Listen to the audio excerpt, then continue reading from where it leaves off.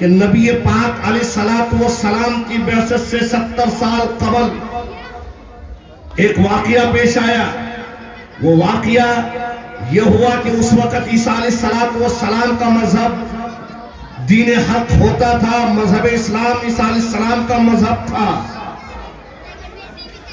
اس دور میں ایک ظالم بادشاہ جس کے یہاں ایک کاہن ایک جادوگر رہتا تھا جو اپنی باطل طاقتوں سے اثرات سے اور نجومیت سے حالات سے آگاہ ہوتا تھا اور بادشاہ کو اس کی بادشاہت پر منڈرانے والے خطرات سے واقف کرتا تھا اور اپنے بادشاہ کی حفاظت کرتا تھا.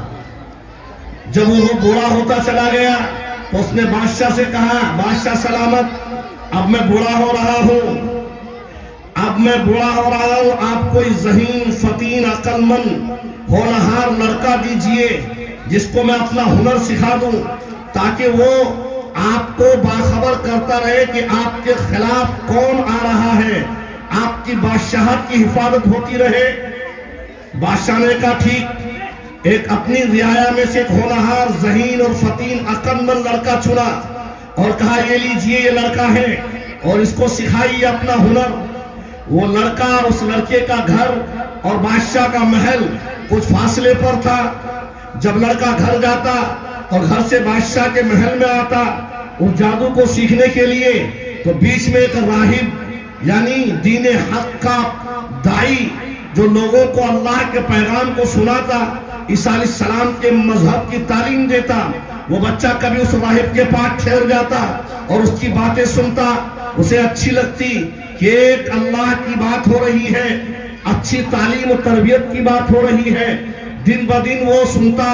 کبھی بادشاہ کے یہاں پہنچنے میں لیٹ ہوتا تو کبھی گھر پہنچنے میں تاخیر ہوتی تو کبھی بادشاہ اس پر سخت ہوتا اور اس کی پٹائی لگاتا. کبھی گھر والے ناراض ہوتے.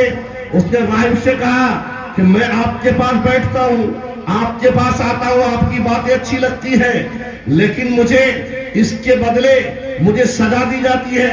راہب نے کہا کوئی مسئلہ نہیں, جب تمہیں بادشاہ پوچھے کہ تاخیر کیوں ہوئی تو کہنا گھر والوں نے روک لیا تھا. جب تمہیں گھر والے پوچھے کہ تمہیں تاخیر کیوں ہوئی تو کہنا بادشاہ نے روک لیا تھا. ایک دوسرے کے احترام میں تمہیں سزا نہیں ہوگی. ایک مدت یہ سلسلہ چلتا رہا. ایک وقت یہ آیا کہ ایک موقع پر وہ بچہ اپنے گھر سے نکلا اور بادشاہ کے محل کی طرف جانے کا ارادہ کیا. راستے میں ایک جنگل میں ایک شیر جنگل سے نکلتا ہے اور راستے میں لوگوں کی بھیڑ ہے. شیر راستے میں کھڑا ہے, ادھر والے ادھر نہیں جا سکتے, ادھر والے ادھر نہیں آ سکتے. بچے نے موقع غنیمت سمجھا. اس نے ایک ہاتھ میں پتھر اٹھایا, کہا مولا آج میں یہ دیکھنا چاہتا ہوں کہ اس راہب کا دین سچا ہے یا اس کاہن جادوگر کا دین سچا ہے. اگر یہ پتھر جو میں نے اٹھایا ہے اس پتھر سے میں شیر کے اوپر وار کروں گا, اگر اس پتھر سے یہ شیر ہلاک ہو جائے تو راہب کا دین سچا ہے, اور اگر ہلاک نہ ہو تو پھر کاہن کا دین سچا ہے. تو اس پتھر سے آپ فیصلہ فرما دے. بچے نے پتھر کو اٹھایا, شیر کی طرف مارا, شیر ہلاک ہو گیا. لوگ آنے جانے لگے, لوگوں میں ہنگامہ مچ گیا کہ اس بچے کو, اس نوجوان کو کوئی غیبی علم ہے, اس کے پاس کوئی خزانہ ہے, یہ کوئی بہت بڑا شخص ہے جس کو اس دنیا میں انوکھا پیدا کیا گیا ہے, جو عجیب قسم کا اور عجیب عقل کا انسان ہے. لوگوں میں یہ ہنگامہ ہوا. جب وہ بچہ راہب کے درمیان پہنچا, راہب کو اس بات کی اطلاع دی تو راہب نے یہ کہا کہ تم بادشاہ کو میرے بارے میں کچھ مت بتلانا. اتنے میں بادشاہ کے محل میں ایک نابینا رہتا تھا. اس کو یہ خبر ہو گئی کہ کوئی عجیب علم کا مالک ہے. وہ راہب کے پاس آیا, اس نے کہا میں وہ بچہ چاہیے, میں اس کا پتہ لینے آیا ہوں. راہب نے اس کو پتہ بتایا. وہ بچے کے پاس پہنچا اور کہا میری بینائی واپس ہو سکتی ہے.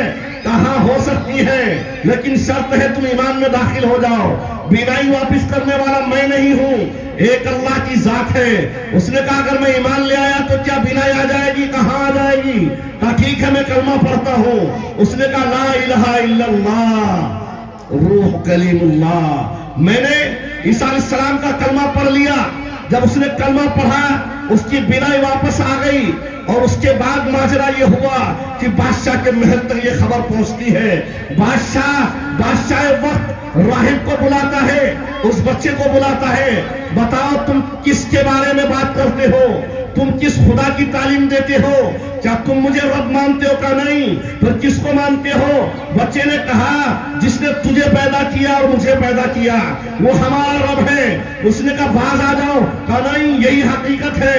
اس نے راہب کو بیچ میں سے چیر دیا, بچے کے بارے میں یہ فیصلہ کیا, اپنے رعایا کو حکم دیا, سپاہیوں کو یہ حکم دیا کہ اس بچے کو پہاڑ کی بلندی پر لے جاؤ اور وہاں سے اسے اتارنا, دھکے دے کر مارنا, تاکہ پہاڑ کی بلندی سے جب یہ گرے تو اس کی ہڈیاں ٹوٹ جائے اور یہ دم توڑ دے.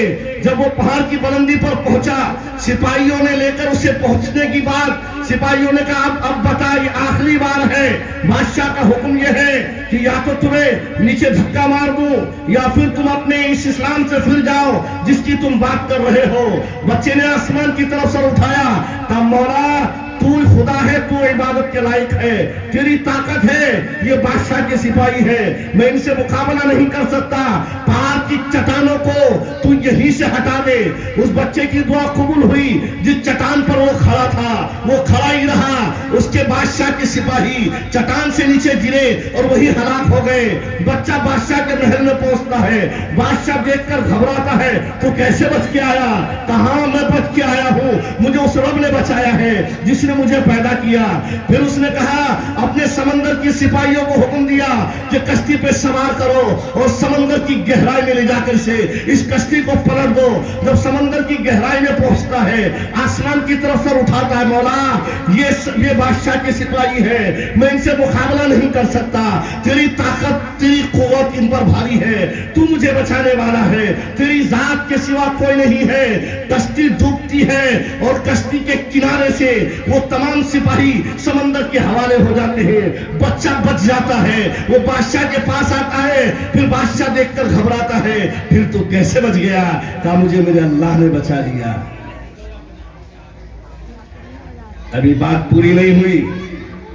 کہا مجھے میرے اللہ نے بچا لیا. کہا اچھا. بچے نے کہا اگر تو مجھے مارنا چاہتا ہے, تو یہ چاہتا ہے کہ میں ہلاک ہو جاؤں, تو یہ چاہتا ہے کہ یہ دین نہ پھیلے, تو یہ چاہتا ہے کہ اس خدا کی عبادت نہ ہو, تو ایک کام کر, فارمولا میں تجھے بتا دیتا ہوں, تو اس کام کو انجام دے, میں ہلاک ہو جاؤں گا. کہا کیا ہے؟ کہا میرے کمان میں تیر ہے, جب اس تیر کو تو چلائے تو بسم اللہ پڑھ کے چلانا. اب بچے کی عقل مندی دیکھو کہ وہ جانتا تھا کہ میں زندگی بھر جتنی زندگی مجھے ملے گی شاید اس زندگی سے میں اس بادشاہ کی رعایا کو اسلام پر نہیں لا پاؤں گا, انہیں دین کی دعوت میں نہیں پہنچا سکوں گا, وہ ایمان میں داخل نہیں ہوں گے. لیکن اگر میں اپنی جان کی قربانی دے دیتا ہوں تو کہیں ایسا نہ ہو کہ یہ پوری رعایا جو میری قربانیوں کو اپنی آنکھوں سے دیکھے اور دیکھنے کے بعد وہ اللہ پر ایمان لے آئے.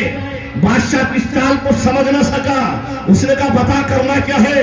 کہا کرنا یہ ہے کہ جب مجھے تیر مارے تو بسم اللہ پڑھ کے مار, میری کنپٹی کو تیر لگے اور تیر لگنے کے بعد میں ہلاک ہو جاؤں. لیکن شرط یہ ہے کہ تمام رعایا کو اپنے ایک میدان میں جمع کر, اور یہ تماشا پوری رعایا کے سامنے ہونا چاہیے. بادشاہ نے کہا منظور ہے. تمام رعایا کو اعلان کروایا اور وزیروں کو بھیج کر تمام رعایا کو جمع کروایا ایک چٹیل میدان میں, اور بادشاہ کے رعایا جمع ہو گئے.